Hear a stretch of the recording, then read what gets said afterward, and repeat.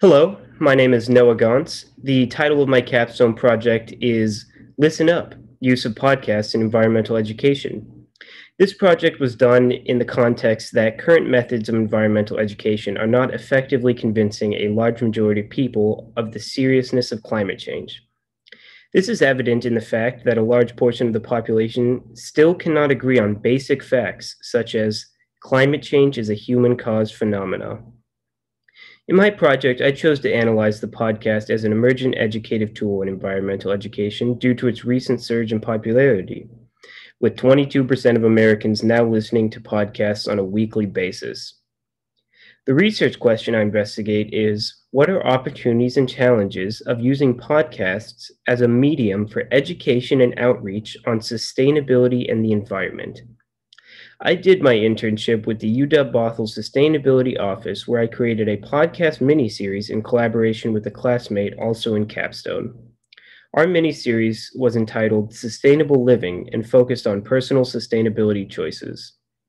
We produced 11 episodes with a wide range of topics, including sustainable apparel, secondhand shopping, waste reduction, e-waste, food waste, eating sustainably, utilities, transportation, outdoor rec, and activism. We featured interviews from guests of many different organizations, such as NPOs like the Washington Trails Association, governmental agencies like eCycle Washington, or from private business representatives from Solar Washington or the marketplace NWeave, to name a few. As for my research, it consisted of me interviewing environmental podcast creators and doing a literature review on the topic. Creating the podcasts for my internship also gave me very valuable insight into the potential of podcast use in environmental education.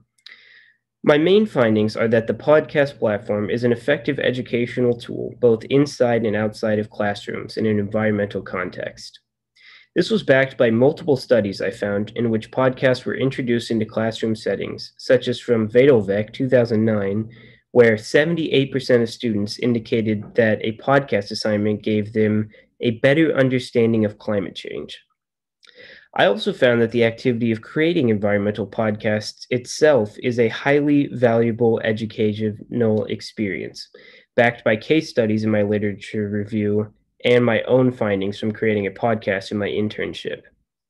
Potential challenges for using podcasts for environmental education are that environmental education is often reliant on visual aids, which is something podcasts lack, and that listening to and creating podcasts requires a certain degree of technological skill and accessibilities.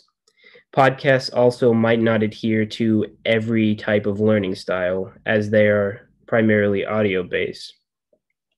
The implication of this research is that finding and understanding the best ways to use emergent methods of environmental education is necessary for reaching as many people as possible in order to construct a more sustainable society. Thank you.